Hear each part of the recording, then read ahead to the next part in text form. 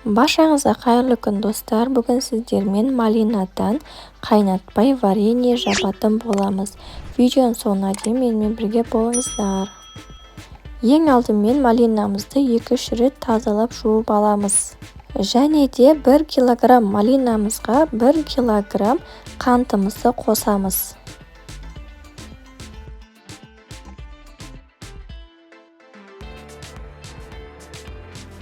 Одан кейін блендерімізбен жақсылап тұрып езіп араластырамыз. Или болмаса венчиктің көмегімен де араластырсаңыздар болады. Вареньемізді 1 келкі болғанша, қанты ерігенше жақсылап араластырыңыздар.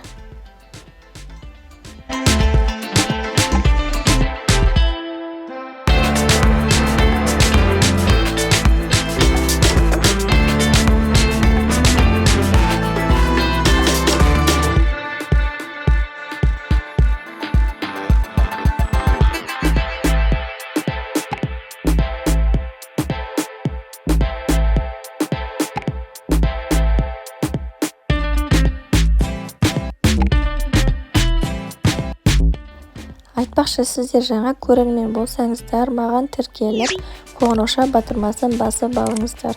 Алдағы уақытта менің жаңа видеоларымды алғашқы болып көретін боласыздар.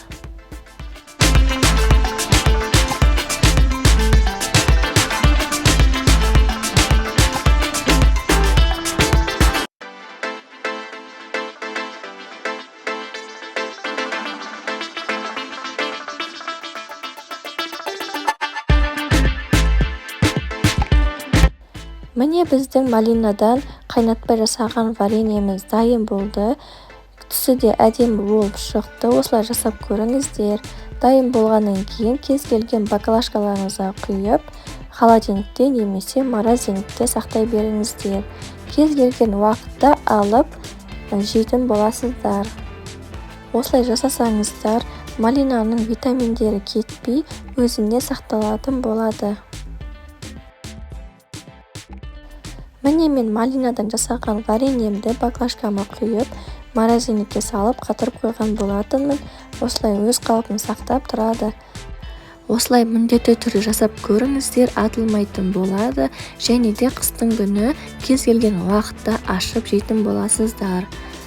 Видео сіздерге пайдалы болса, маған тіркеліп, лайк басып, комментарий бөліміне өз пікірлеріңізді қалдырып кетіңіздер. Қош сау болыңыздар. Сіздермен болған Әлия Кеңесқызы.